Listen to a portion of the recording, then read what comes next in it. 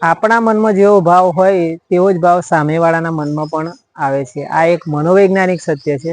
એના વિશેની એક સરસ મજાની રાજા ભોજની વાર્તા આજે કહીશ. એક વખત રાજા ભોજ પોતાના દરબારમાં બેઠા હતા. એ વખતે એક ચંદનના લાકડાનો વેપારી ત્યાં આવે છે. આ વેપારીને જોઈને રાજાના મનમાં એવો ભાવ આવે છે કે આ વેપારીનું બધું જ લઈ લેવું. આ સાંજના સમયે મંત્રી સાથે જ્યારે ફરે છે ત્યારે એ મંત્રીને કહે છે કે આમ તો હું દરરોજ પ્રજાના સારા માટે જ કામના કરતો હોય છે, પ્રજાની સેવા જ કરતો હોય છે, તો આજે પેલા વેપારીને જોઈને મારા મનમાં એવો ભાવ કેમ આવ્યો કે એનું સર્વસ્વ લઈ લેવું. એટલે મંત્રી વિલક્ષણ બુદ્ધિ ન હતો. એટલે મંત્રીએ કહ્યું કે હું સમય આવે તમને જવાબ આપીશ. બીજા દિવસે મંત્રીજી પેલા વેપારીના ઘરે ગયા અને વેપારી સાથે મિત્રતા કેળવી અને વેપારીની બધી વાત જાણી લીધી.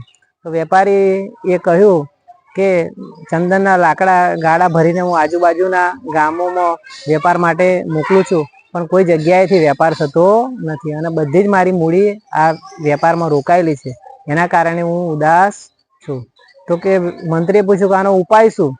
તો આનો ઉપાય હું મારા મનમાં વિચારતો હતો કે જો રાજા ભોજનું મૃત્યુ થાય તો અગ્નિદાહમાં એ મારા ચંદનના લાકડા વેચાઈ જાય.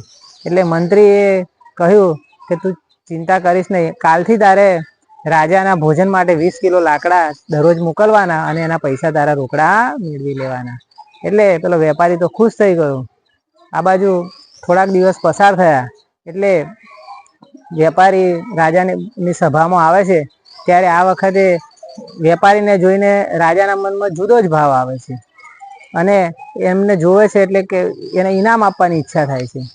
એટલે વેપારીને જોઈને રાજાને યાદ આવ્યું અને મંત્રીજીને કહ્યું કે મેં તમને કહ્યું તું કે વેપારીને જોઈને મને આવો ભાવ કેમ આવ્યો. એટલે મંત્રી તો એ તકની જ રાહ જોતા હતા.